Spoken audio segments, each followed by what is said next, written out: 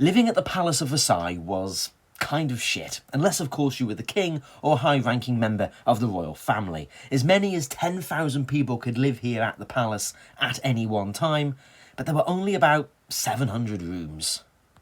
And the rooms for most people were extremely tiny. They were cramped, they were damp, they were wet, and they were cold. And given that there were only 700 rooms for at times 10,000 people, it meant that most of the time you didn't even have a room to yourself. There was also no indoor plumbing, which meant that a lot of people just simply took a piss anywhere in the hallway, and so it meant that the palace absolutely stank of urine, and so many of the nobles would coat themselves in perfume to try and hide the stench.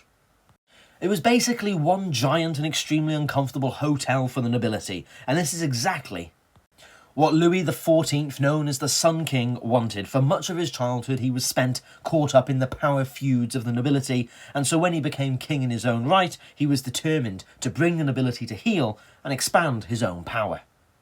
And Versailles was the perfect place to do it. The nobility were now forced to live here and wait upon him hand and foot. They watched him literally get dressed in the morning and go to sleep at night in lavish and excessive ceremonies of court etiquette. Louis would even sometimes sell access to himself on the toilet so that members of the nobility could have a private moment with him to ask him for favours. While it was extremely uncomfortable for much of the nobility, it meant access to the king, and so it was a worthy trade-off, or at least they thought. Not all the rooms were tiny though. The king and royal family's apartments were extremely lavish and comfortable, and far away from the horrendous stench of piss. I hope you enjoyed.